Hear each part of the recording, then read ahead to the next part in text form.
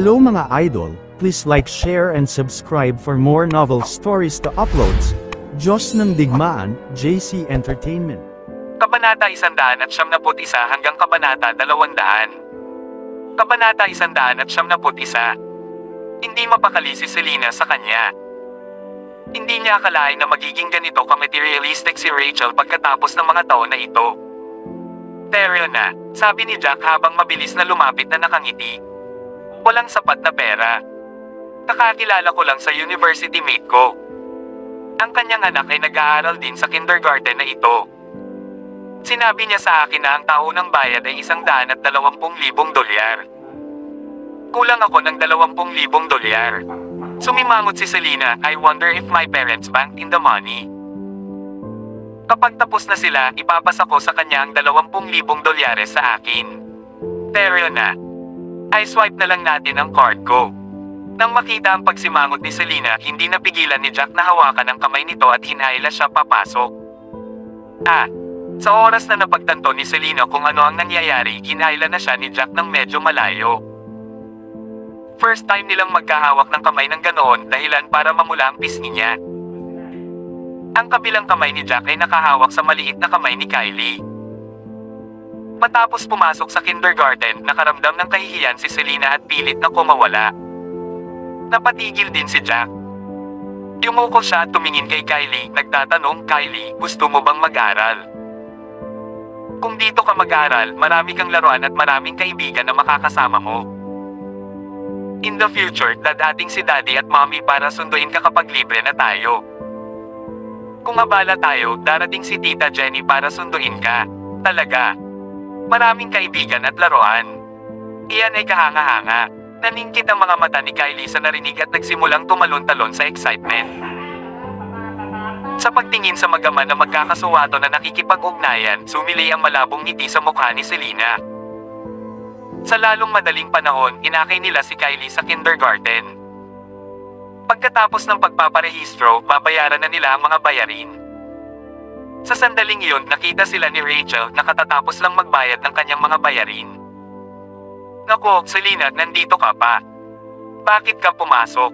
Nagulat na bulalas ni Rachel pagkatapos ay tumingin kay Jack. Naku, 5 taon nang hindi bumabalik ang asawa mo.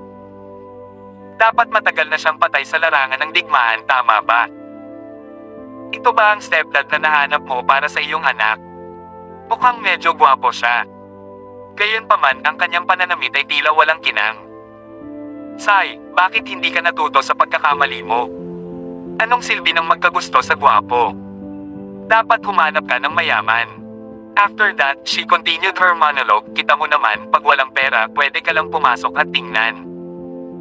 Hindi ka man lang makakapag-register dito. Ang aking pakikiramay, mahal na magulang, nakarehistro na sila. Nandito sila para magbayad ng mga bayarin. Nakangiting sumingit ang isa sa mga babaeng guro. Imposible. Hindi siya maaaring mag-fork out ng $120,000. Niloko ka ba nila? Baka sa mukha ni Rachel ang pagtataka na mabilis na napalitan ng ngiti. Ako ang university mate niya.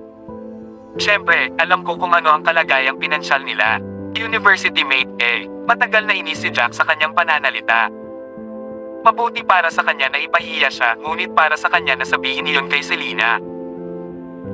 Malamig siyang ngumiti pagkatapos ay sinabi, mukhang hindi ginagarantiyahan ng edukasyon ang pagkatao. Nakikita ko na napakahusay mong gawin. Bakit hindi tugma ang pagkatao mo? Kabanata 172. Sino ka lang? Kinakausap ko ang kaklase ko, hindi ito ang lugar mo para mag-butt in. Naiinis ang middle-aged na babaeng iyon. Gayunpaman, mabilis siyang ngumisi at napabulalas ng may pagkukunwari, oh my, Selena, you found this guy to be your man. Hindi lamang siya mahirap, ngunit siya rin ay tila hindi kultura. Ang paraan ng pagsasalita niya ay sadyang vulgar at mababang loob na para bang may karapatan siya dahil sa kanyang kahirapan. Namangha ako, sinong nagsabi sa iyong mahirap ako? Tumawa si Jack saka naglabas ng ATM card at ipinasa sa assistant ng principal ng kindergarten na siyang namamahala sa mga bayarin. Pagbabayad kami gamit ang card. Walang password na kailangan. Sak, napakabilis mong humiram ng $120,000. Mahirap siguro. I'm sure na burn mo na lahat ng option mo para makuha ito. Ngumisi ulit si Rachel. $120,000 $20,000. Bakit kailangan kong manghiram? Si Jack ay nasa kawalan. Masyado lang siyang condescending. Sa sandaling iyon, nagsimulang umiyak ang anak ng babaeng nasa katanghaliang bulang na iyon. Anong problema, mahal ko? Bakit ka nahulog sa sahig? Kung titignan, kumirat ang puso ng babaeng iyon. Hindi na siya mapakali na harapin si Jack at tumakbo siya para tulungang makatayo ang kanyang anak. Mami, tinulak niya ako. Inakusahan at tinuro ng maliit na bata si Kylie. Ano? This time around, sumabog si Rachel sa galit na galit. Tumayo siya at tinulak si Kylie sa sahig. With that, bumagsak si Kylie sa sahig at umiyak na rin. Hindi inaasahan ni Jack at Selena na tatrituhan ng isang may sapat na gulang ang isang batang babae ng ganoong karahasan. At saka, wala pang 4 na taong gulang si Kylie. Agad namang tumakbo si Selena at tinulungan si Kylie na makatayo, saka hinarap si Rachel ng malamig na tingin. Rachel Lindsay, bakit mo itinulak ang anak ko? Hindi ba't normal na magkaroon ng maliliit na away sa pagitan ng mga bata? Nasa hustong gulang ka na at tinulak mo siya ng ganoon kalakas. Kung ang aking anak na babae ay nasugatan, kailangan mong managot. Huwag kang matakot. Load ako. Siyempre, kaya kong tanggapin ang responsibilidad. Kayang-kaya kong magbayad ng medikal na kabayaran. At saka, ikaw ang hindi nagturo sa iyong anak ng tamang asal. Nauna niyang tinulak ang anak ko kaya napaatras ako. Iyon ay itinuturing na patas. Si Rachel ay may dominanteng tingin sa kanya. Kylie, 4 years old ka pa lang. Bakit ang sanggit mo? Bakit mo itinulak yan, kuya? Ayaw mo bang may kaibigan na makipaglaro? Nakaramdam din si Selena ng kawalan. Kung tutuusin, maaaring si Kylie talaga ang unang nagtulak sa ibang bata. Mommy, ako, hindi ko siya itinulak.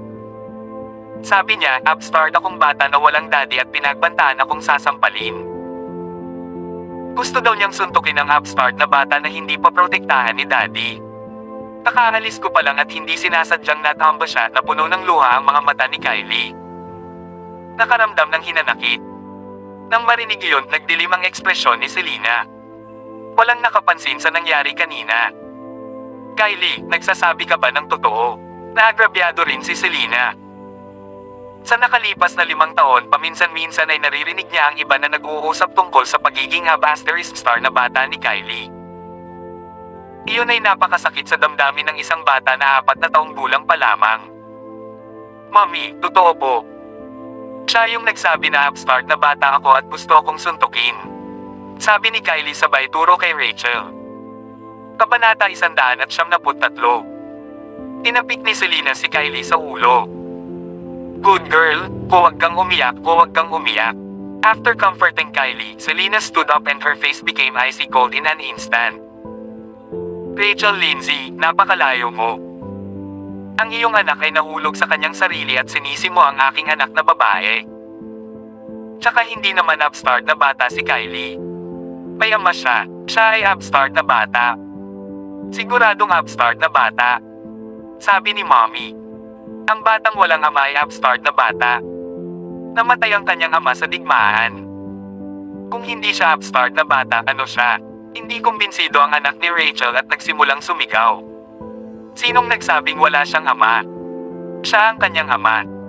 Siya ay bumalik mula sa digmaan. Iyon ang unang pagkakataon na nasaksihan ni Jack ang pagkawala ng galit ni Selena ng ganoon. Ang kanyang anak na babae ay ang kanyang buong mundo. Kaya niyang tiisin ang maliliit na away sa pagitan ng mga bata.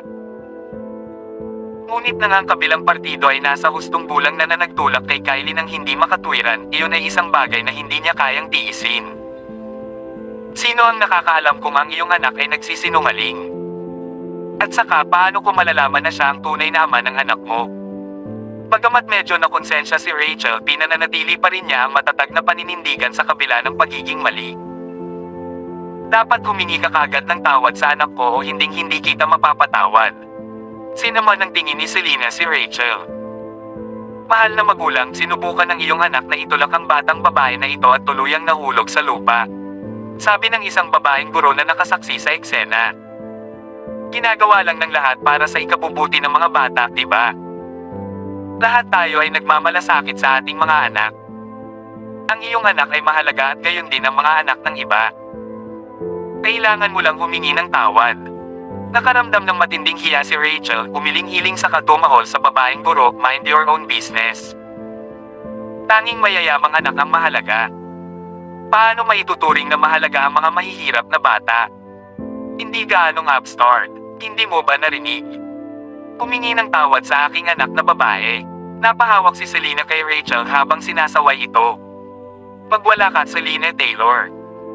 Sa tingin mo ba natatakot ako sa'yo? Kung hindi dahil university mates tayo, hindi ko nakakausapin ang isang tulad mo. Isa akong nasa mataas na uri ng lipunan. Huwag kang maglakas loob na hilahin ang shirt ko.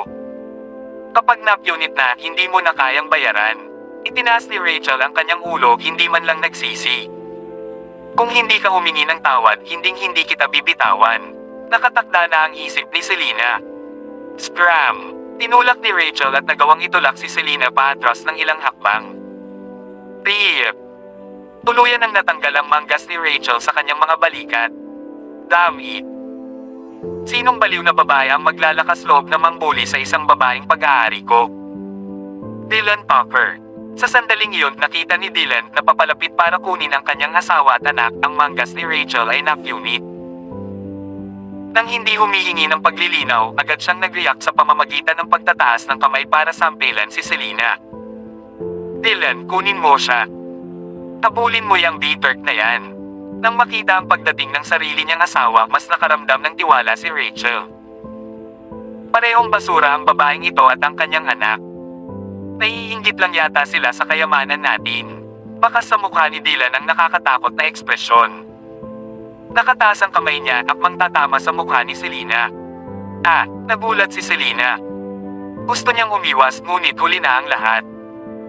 Gayunpaman, bago pa man maiuboy pababa ang kamay ni Dylan ay hinawakan ito ng mahigpit. Sa tingin mo ba invisible ako? Malamig ang ekspresyon ng mukha ni Jack. Sinaman niya ng tingin si Dylan at umungol sa mga ngipin. You dare bully my wife and daughter. Pagod ka na yata sa buhay.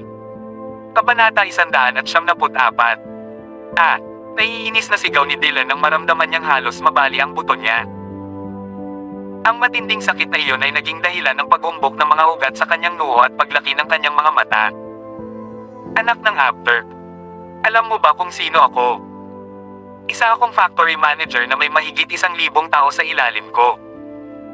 Ang lakas ng loob mong salakayin ako. Siya ay sumigaw kay Jack sa pamamagitan ng pagngangalit ng mga ngipin.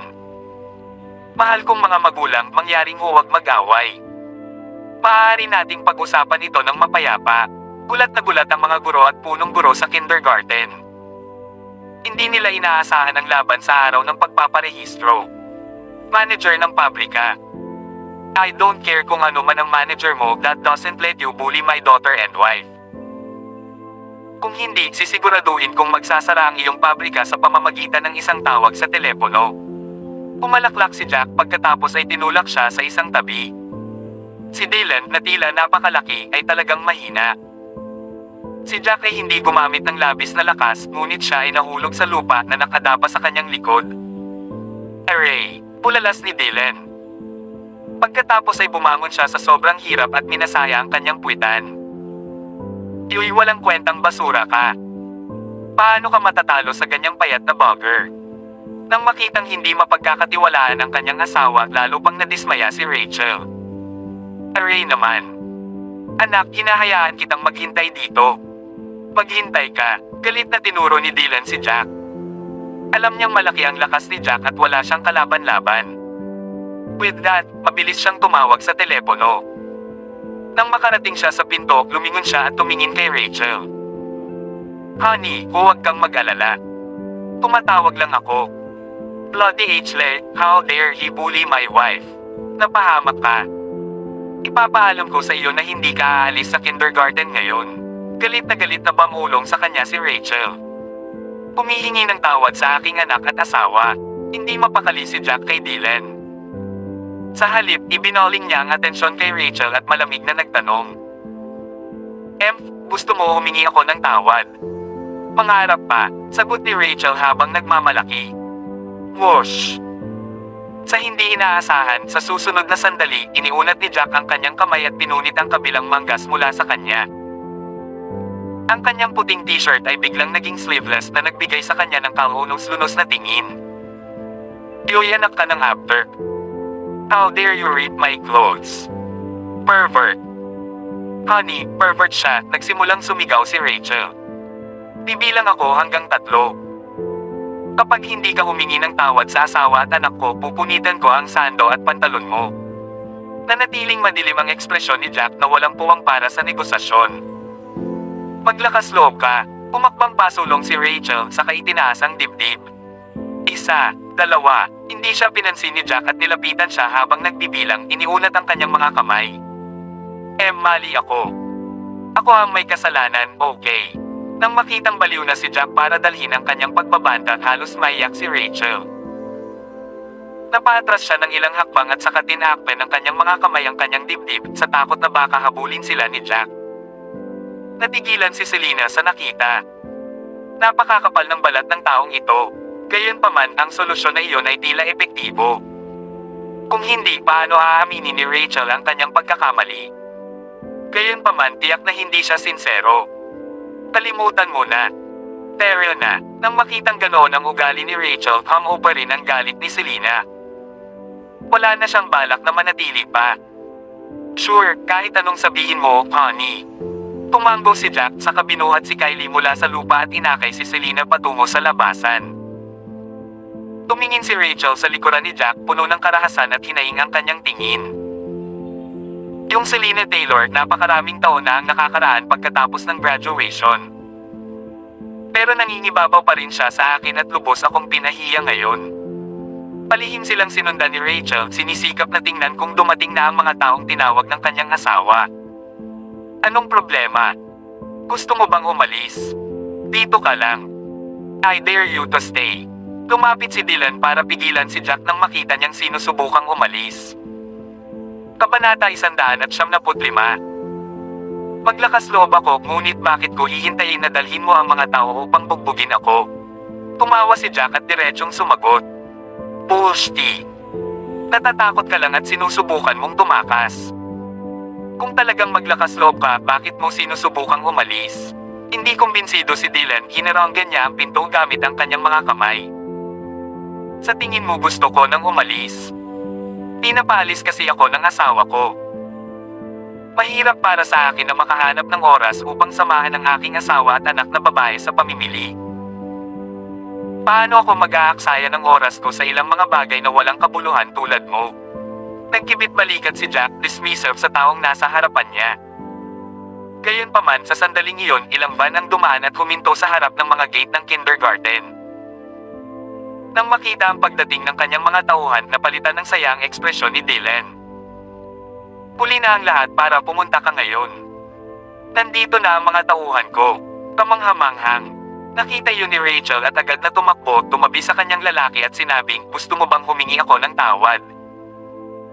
Kung hindi dahil natatakot ako sa iyo kanina, hindi ako hihingi ng tawad.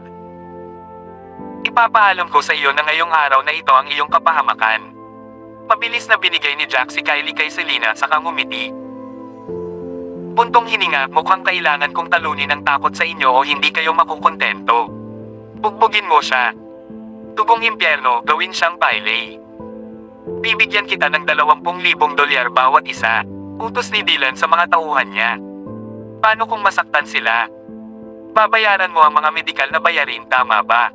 Tanong ni Jack na may pilyong ngisi. Kalokohan. Load ako. Kung nasaktan sila, natural na babayaran ko ang mga gastusin nila sa pagpapagamot. Gayunpaman, nag-iisa ka. Sa tingin mo kaya mong talunin ang 1 dosina sa kanila? Alam mo na ba ang kadakilaan ko ngayon? Dinala ni Dylan ang kanyang asawa at anak sa likuran, pagkatapos ay nag-utos ko, bugbugin mo siya. Talunin mo siya sa lahat ng mayroon ka. Wala pang 20 segundo, ang mga taong dinala niya ay lahat ay nakahandusay sa lupa, umuungol sa sakit. Sila ay nagdurusa ng bali ng mga buto sa iba't ibang lugar, ang ilan sa kanilang mga kamay, ang ilan sa mga binti, at ang ilan sa kanilang mga dibdib. Sock.tsk. Ang gastusin sa pagpapagamot para dito ay magiging malaking halaga. Napangiti si Jack habang pumapalakpak. Ito nagpalitan ng tingin sina Dylan at Rachel pagkatapos ay napalunok silang dalawa. Hindi nila sigurado kung pinaglalaroan sila ng kanilang mga tenga. Kung totoo ang sinabi ni Jack, malaki ang mawawala sa kanila. Bukod dito, ang mga miyembro ng pamilya ng mga manggagawang ito ay magdudulot din ng kaguluhan para sa kanila. Oh yeah, dito na mag-aaral ang anak ko in the future. Ang iyong anak na lalaki ay mas mahusay na lumihis sa aking anak na babae, maunawaan. Kung hindi, ang iyong maliit na pabrika ay maaaring wala na. At saka kung gusto kong pumatay ng basurang tulad mo, madali lang itong gawin. Sa sinabi nito, kinuha ni Jack ang isang cobblestone mula sa lupa at mahigpit itong hinawakan. Ang batong iyon na kasing laki ng itlog ng manok ay mabilis na naging alikabok na tinangay ng hangin. Oh my heavens, honey, tao pa ba siya? Hindi pa nakakita si Rachel ng ganoon kalakas na tao. Sa sobrang gulat niya ay halos lumuwa ang kanyang mga mata sa kanilang mga socket. Oo naman. Huwag kang mag-alala, hinding-hindi na namin ibubuli ang iyong asawa at anak. Sumusumpa ako sa langit. Si Dylan na sumunod sa malalakas at nang-aapi sa mahihina ay takot na takot. Namutla ang mukha niya at nanginginig ang boses. Hindi ka mangangahas kahit nabigyan ka ng 10 buhay. Nang makita ang kanyang reaksyon, halos nahulaan ni Jack kung anong uri ng personalidad siya. Pagkatapos ay umalis siya kasama sina Selena at Kylie. Paano ka naging malakas? Masyadong nakakamangha. Sa wakas ay hindi napigilan ni Selena ang pagtitig kay Jack pagkatapos maglakad ng ilang distansya. Dapat niyang aminin na sa kabila ng pagmamahal ng taong ito na makipag-away at gumawa ng kaguluhan, ang kanyang kapangyarihan sa pakikipaglaban ay talagang kamangha-mangha.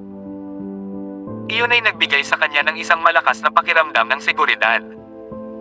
Ang asawa mo ay dragon. Matipid na sagot ni Jack. Walang himig si Selena. Ang taong iyon ay may isang madaling inflatable ego. Sa sandaling iyon, nagsimulang magring ang telepono ni Selena. Matapos sagutin ang tawag ay naging sobrang pangit ng ekspresyon ni Selena. Anong problema, honey? Naramdaman ni Jack na may mali sa isang tingin at mabilis na nagtanong. Hindi maganda. Ang aking ina ay sinusubukang magpakamatay sa galit. Kabanata 176. Hindi pwede. Mukhang hindi magpapakamatay ang nanay mo dahil sa galit.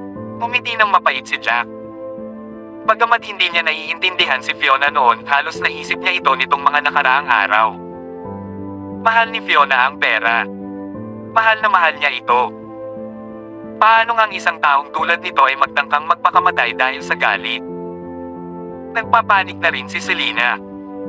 Honey, ano ang dapat nating gawin? $3.8 milyong. Inilagay sila ng aking mga magulang sa isang malaking bag at handa na silang hailagak sa bangko. Sa hindi inaasahang pagkakataon, sa mismong pintuan ng bangko, ninakawan sila ng 2 tulisang nakabike. Nang marinig iyon, napabuntong hininga si Jack. Ang $3.8 milyong ay isang malaking halaga, ngunit ito ay inalis ng ganoon lang. Kung sa bagay, baka hindi nagpakamatay si Fiona. Gayunpaman, sa halagang iyon, napakaposible para sa isang taong nagmamahal sa pera bilang kanyang sariling buhay tulad ni Fiona. Mahirap para sa amin na makuha ang perang iyon. Nag-iisip pa nga ang nanay ko na maghanap ng oras para maghanap ng bahay. Sino ang nakakaalam na sa harap ng bangko, sila ay sumama agad ang mood ni Selena. Sa napakaraming pera na nawala sa isang iglap, maging ang kanyang puso ay kumirot lalo na ngayong kailangan niya ng pera. Selena, huwag kang mag-alala. Bagamat hindi gaanong pera, ang pera ko ay hindi madaling maaga ng kahit na sino ng ganoon lang. Paniniguro ni Jack kay Selena na may kalmadong ekspresyon. Pagkasabi niya noon, sumimangot siyang muli, nagtanong, gayunpaman, iniisip ko. Sinabi mo na may hawak na mahigit $3 milyong ang iyong mga magulang, ngunit inilagay nila ito sa napakaliit na sako ng baril. Napaka-casual din nilang manamit. Paano nalaman ng mga magnanakaw na ito ay puno ng pera? At saka, ninakawan sila nang lumabas sila ng kotse. Nang marinig ang kanyang mga pagbabawas, napatulala si Selena saglit. Ngayong sinabi mo, parang nagkataon lang. Talaga bang sadyang pagtatangka? Kinagat ni Selena ang kanyang sexing mapupulang labi at bahagyang sumimangot na uhulog sa malalim na pag-iisip. Hindi pwede o hindi kaya. Pagkatapos ng ilang pag-iisip, mahinang ungol ni Selena. Sino ang pinaghihinalaan mo? Tanong agad ni Jack. Sa tingin ko baka si Zina yun. Sumunod naman si Selena, I've never liked that woman. Isa pa, two-faced siya. Walang ideya ang pamilya ko kung anong klaseng tao siya, lalo na ang kapatid ko. Mahal niya si Zina. Kahit nasabihin ko sa kanya ang ilang bagay tungkol sa kanya, hindi siya maniniwala. Ano ang ibig mong sabihin sa pagsasabi sa kanya ng ilang bagay tungkol sa kanya? Nataranta si Jack. Tumingin si Selena kay Jack saka idinagdag, lagi akong tutol sa kapatid ko na magkasama sila ni Zina. Ilang beses ko na itong nakita. Gabi na noon at madadapa siya sa labas ng isang bar kasama ang ilang bastos na binata na may tinhina na buhok. Naninigarilyo siya sa kanila. Kung tutuusin, isa lang siyang gangster na babae. At saka, may tato siya sa dibdib. Hindi ko lang siya gusto. Sa puntong iyon, puminto sandali si Selena bago nagpatuloy. At saka, one time, may nakita akong lalaking nakayakap sa kanya sa bewang. Bagamat ilang segundo lang bago siya binitawan ng kabilang partido. Naramdaman kong hindi ganoon kadali ang kanilang relasyon. Hindi mo ba sinabi sa kapatid mo ang bagay na iyon? Tanong ni Jack matapos itong pag-isipan. Mapait na tumawa si Selena, hindi. Wala namang ginagawa ang kapatid ko sa buhay niya. Mahilig lang siyang maglaro sa mga internet cafe. Ayun, nakilala niya si Zina. Pareho sila ng laro, nakita ko. Kabanata 197. Nangisla ng sigarilyo mula sa kanyang bulsa at nagsimulang manigarilyo si Jack. Ito pa rin ang pinakamurang white sand na sigarilyo, ang parehong pamilyar na lasa. Matapos huminga ng malalim, sa wakas ay sumagot si Jack, so ibig sabihin, magaling si Zina sa panloloko. Siya ay nagsusuot ng simple sa harap ng iyong kapatid at tila napaka-inosente, ngunit siya ay nakikipag-hangout sa ilang mga walang kabuluhan ng palihim. At saka, mahal na mahal siya ng kapatid mo. Hindi mo sinasabi sa kapatid mo dahil alam mong hindi kanya maniniwala kahit sabihin mo sa kanya. Tumango si Selena. Ganyan talaga. Sa ugali ng kapatid ko, kung sasabihin mo sa kanya, baka magwala pa siya. Ilang beses kong sinubukang magpahiwatig sa kanya na sinasabi sa kanya na si Zina ay hindi material sa kasal at hinimok siyang mag-isip muli. Sa huli, ilang araw siyang hindi umuuwi sa internet cafe kasama si Zina. Sa puntong iyon, tumingin muli si Selena kay Jack. Bukod dito, ang aking kapatid na lalaki ay nangangailangan ng pera upang magbayad sa internet cafe at palaging magtatanong sa akin o sa iyong ina. Kung wala kaming maibibigay na pera sa kanya, sisigawan niya kami. Na sinasabing ikaw ang may kasalanan dahil baka isa pa siyang young master ng pamilya Taylor na may 10,000 dolyar na baon bawat buwan kung hindi dahil sa iyo. Nang marinig iyon, bahagyang nakaramdam ng galit si Jack. Mukhang sa nakalipas na ilang taon, tiniis ni Selena at ng kanyang ina maraming galit mula kay Ben. Isa pa, naroon din ang biyenan na mahirap pakitunguhan. Si Zina kaya at ang kapatid mo ay nagplano at inayos ang pagnanakaw na ito. Possibility ba yon? Tanong ulit ni Jack matapos itong makapag-isip. Sa pagkakataong ito, walang pag-aalinlangan na umiling si Selena. Imposible yan. Noong nakaraan, binigyan lang siya ng aking ina ng 50,000 dolyar upang makakuha ng ilang mga regalo para kay Zina. Hindi man lang niya inubos ang $50,000. Pagkasabi niyon, puminto sandali si Selena at idinagdag, hindi ganoon kabastos ang kapatid ko. Bagamat sinasayang niya ang kanyang buhay, hindi siya yuyuko sa ganoong antas. At saka kung wala siyang pera, tiyak na gagawa siya ng paraan para magtanong sa aking ina. Hindi siya magnanakaw. Manam, tumango si Jack. Bagaman si Zina ay maaaring hindi isang disenteng babae at maaaring nakikipagrelasyon sa ibang mga lalaki ng palihim, wala kaming patunay na siya ang may pananagutan sa bagay na ito ngayon. Kaya naman mas mabuting huwag na tayong mag-claim. Natural na alam iyon ni Selena. Natatakot siyang akusahan ng inosente. Tama iyan. Ito ay aking haka-haka lamang. Kung inakusahan ko siya ng mali, masama iyon. Huwag mong sabihin sa pamilya ko ang mga bagay na sinabi ko sa iyo kanina dahil wala tayong ebidensya. At saka, bobo ako noon sa hindi pagkuha ng ilang litrato gamit ang aking telepono. Sige, nasaan ang nanay mo? Terya na dali. Dapat nating ibalik ang $3.8 milyong na iyon. Kalmadong ngumiti si Jack saka kumaway para pumara ng taxi. Nasa bangko sila.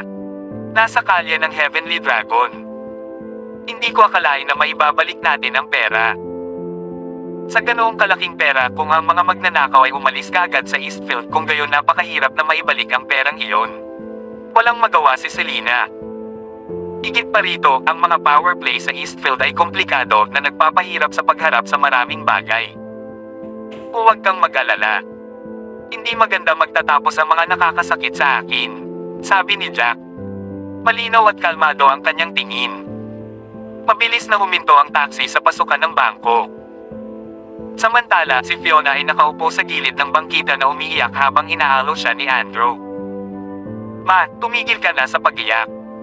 Napakaraming tao ang nanunood. Nakakahiya, lumapit sa kanila si Selena at walang magawang tono. Ito ay higit sa $3 milyong. Iyan ay higit sa $3 milyong. Hindi pa ako nakakita ng ganoon kalaking pera sa loob ng 5 taon. Ngayon na sa wakas ay mayroon na ako, ito ay kinuha sa akin ng ganoon-ganoon. Paano ako hindi iiyak? Nagpupunas ng luha si Fiona habang nakatingin kina Selena at Jack. Dahil sa'yo. Kung pareho kayong sumunod sa amin sa bangko, mananakawan ba kami? Hindi nakaimik si Jack. Paano siya dapat sisihin? Inay, huwag kang mag-alala. Hindi mawawala ang perang ito. Napangiti ng mapait si Jack, sinusubukan siyang aliwin. Kabanata 178. Sinabi mo. Ikaw na mismo nagsabi. Wala akong pakialam. Kung hindi mo mabawi ang pera, kailangan mong bigyan ako ng $3.8 milyon. Nang marinig ang tugon ni Jack, agad na tumayo si Fiona at hinawakan ang kwelyo ni Jack at gumawa ng hindi makatwirang mga kahilingan. Ma, hindi si Jack ang kumuha ng pera mo. Paano ka magiging ganito? Makakatulong siya sa iyo na hanapin ito at tingnan kung mababawi niya ito. Kahit mabaygo siyang mabawi ang pera, hindi mo naman pwedeng i-demand ang pera sa kanya, di ba? Walang imag si Selena. Masyadong hindi makatwiran ang sarili niyang ina na umasa na si Jack ang mananagot sa bagay na ito. Wala akong pakialam. Siya ang nag-claim na mabawi ang pera para sigurado. Hindi binitawan ni Fiona si Jack. Sige. Kung hindi ko mahanap, maaari mong kunin sa akin. Hindi nakaimik si Jack habang inaalis niya ang mga kamay niya. Inay, huwag kang mag-alala. Ikaw ang nanay ni Selena kaya kitang ina. Hindi ko hahayaang maaga ang pera mo ng ganon-ganon lang. Mas maganda iyan. Tuluyan ang tumigil sa pag-iyak si Fiona at bumalik sa pagngiti. Pagkatapos ay tinanong niya si Jack, mas mabuting ibigay mo ang iyong makakaya. Bigyan mo ako ng deadline. Hindi naman ako pwedeng maghintay ng forever, di ba? Maaari mo bang ibalik ito sa 1 linggo? Ma, paanong naging ganoon kadali? Sa tingin mo ba namumulot tayo ng pera sa sahig? Sino ang nakakaalam kung saan sila magtatago pagkatapos kunin ang pera? Naramdaman ni Selena ang pangangailangang menindagan para kay Jack habang sinasabi ng kanyang ina na parang utang ni Jack sa Kay. Anya ang $3 milyong. Siya mismo ang pumayag. Hindi mo naman ako masisisi, di ba? Tila napagtanto ni Fiona ang kanyang sariling hindi makatwirang pag-uugali, ngunit naka-cross arms pa rin siya at sumagot kahit na walang labis na pagtitiwala. Pagkasabi noon ay tumingin siya sa mga taong nakapaligid sa kanya. Anong tinitingin-tingin mo? Walang makikita dito. Magwala ka. Sige, inay. Ipapangako ko sa iyo na babalikan mo sila sa loob ng 1 linggo, okay? Kung hindi ko mabawi ang pera, ay didagdag ko ito sa mga regalo sa kasal sa kaarawan ni Lolo. Kamusta ang tunog na iyon? Aliw ni Jack. Mabuti. Masyado kang maunawain. Hindi tulad ng aking anak na laging sumusubok na pumanig sa mga tagalabas at hindi isinasaalang-alang ang damdamin ng sarili niyang ina. Nang marinig iyon, nakaramdam ng saya si Fiona at pumuti ng husto ang kanyang kalooban. Sige, sumakay na tayo ng taxi pabalik. Medyo nahiya si Andrew sa emosyonal na pagsabog din ni Fiona sa publiko. Manam, bumalik muna kayo. Mag-iisip ako ng solusyon. Umiti si Jack saka kumaway ng taxi para pauwiin sila ng 2 matanda. tumingin sa iyo. Bakit mo pinakinggan ang aking ina? Masyado siyang unreasonable. Hindi ko man lang siya sinisi sa pagkawala ng pera, ngunit itinutulak niya ang sisihin sa iyo at naglalagay ng 1 linggong limitasyon upang mahanap ang pera. Sa tingin mo, Diyos ka? Sa wakas ay nagngangalit si Selena sa galit matapos bumalik ang kanyang mga magulang at naghiwa-hiwalay ang mga tao. Hindi ako Diyos, ngunit tiyak na makakatulong ako sa paghahanap ng pera. Kalmadong ngumiti si Jack, inaalo siya, nanay mo naman siya. Matanda na siya. Ang pagkawala ng higit sa $3 milyong sa ganoong paraan, natural siyang makakaramdam ng kakilakilabot. Paanong hindi natin siya maaaliw? At saka kung sinisisi natin siya gaya ng sinabi mo, baka mawala ito at magpakamatay. Ano ang gagawin natin pagkatapos?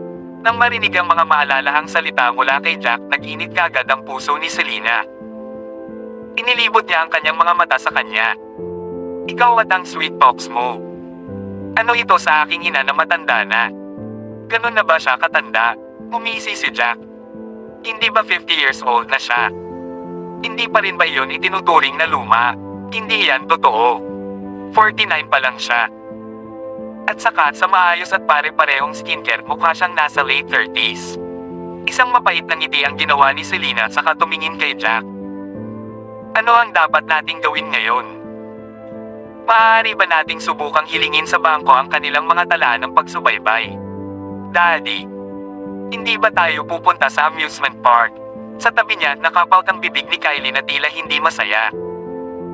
Go, syempre, pupunta kami. Agad na yumuko si Jack, inaalo siya, nangako si Daddy na isasama niya si Kylie para maglaro. Syempre, kailangan na nating umalis. Kabanata 199. Ay, kahanga-hanga. Hindi pa ako nakakapunta sa amusement park. Tuwang-tuwa si Kylie. Kylie, pag hinalikan mo si Daddy, dadalhin pa kita sa zoo pagkatapos pumunta sa amusement park. Paano na? Inimas ni Jack ang maliit na ulo ni Kylie. Oo. Makakapunta din tayo sa zoo. Hindi pa ako nakakapunta sa zoo. Lalong natuwa si Kylie nang bigyan niya ng magaang halik si Jack sa pisngi nito. Naramdaman ni Jack na nanginginig ang puso niya saglit. Iyon ay ang kanyang sariling anak na babae na humalik sa kanya ng ganoon sa unang pagkakataon. Iyon ang pakiramdam na tanging mga ama lamang ang makakaranas. 5 taon na ang nakalipas. Mula nang ipanganak si Kylie, palagi na siyang kulang sa pagmamahal ng ama. Kaya lang niyang gawin ang lahat para makabawi sa mag-inang duo. Pupunta ba talaga tayo? Ang eksena bago si Selena ay kaparehong nagpakilig sa kanyang puso. Bigla siyang nakaramdam ng ulirat. Maaaring ipagmalaki ni Jack, ngunit siya ay talagang isang mabuting ama at isa ring mahusay na asawa. Sa katunayan, ang pagiging nasa tabi niya ay nagbigay sa kanya ng pakiramdam ng seguridad. Malakas ang pakiramdam na iyon sa kabila ng patuloy niyang pag-uudyok ng gulo. Siyempre, nangako ako sa anak namin at hinalikan pa niya ako. Bilang ama niya, paano ko masisira ang pangako ko? Si Jack ay nasa mabuting kalooban. Ngunit nangako ka sa aking ina na hahanapin ang $3.8 milyong at sinabi mo pa na matatapos mo ito sa loob ng 1 linggo. Hindi tayo pwedeng mag-aksaya ng oras. Natural na gusto ni Selena na makasama rin ang kanyang anak, ngunit nangako si Jack na babawiin ang pera sa loob ng 1 linggo. Hindi ba dapat hanapin nila ang bangko at hingin sa kanila ang record ng surveillance para sa lugar na ito? Paano masasabing pag-aaksaya ng oras ang pagliliwaliw kasama ang aking asawa at anak na babae? Pero na, binuhat ni Jack si Kylie na may ngiti sa labi at kumaway sa isang taxi sa tabi ng kalsada. Yay, ito ay mahusay. Makakapunta ako sa amusement park. Malakas na bulalas ni Kylie. Marahil ay labis na nasasabik ang batang babae, muli niyang hinalikan ang pisngi ni Jack. Kahanga-hanga si Daddy. May ama si Kylie. Hindi ako upstart na bata. Mahal ni Kylie si Daddy. Tara na at magpahinga ng 1 araw. Sinundan sila ni Selena sa taxi. Masaya ang ekspresyon niya. Sa loob ng 5 taon, araw-araw siyang nabubuhay sa ilalim ng stress, dahilan para magmukha siyang haggard. Sa araw na iyon, ang kanilang pamilya ng 3 ay maaaring makapagpahinga ng 1 araw. Mabilis na nakarating ang 3 sa amusement park. Dinaanan nila lahat ng rides maliban doon sa masyadong delikado para maglaro si Kylie. Nang matapos sila, 2:00 na ng hapon. Nakahanap silang tatlo ng isang maliit na restaurant para sa isang simpleng tanghalian bago pumunta sa zoo. "Po, Daddy, tingnan mo, panda.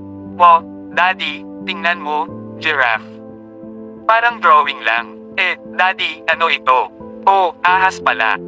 Anong ahas ito? Kakagat ba?" Sa daan, ang nakakatuwang si Kylie ay naging isang curious na bata. Si Selena ay nalilito kung paano mag-react. Sa daan, si Kylie ay palaging daddy ito at daddy na. Kahit papaano, parang mas malapit ang anak niya kay Jack kaysa sa kanya. "Po, Daddy, tingnan mo, tigre. Po, Daddy, tingnan mo."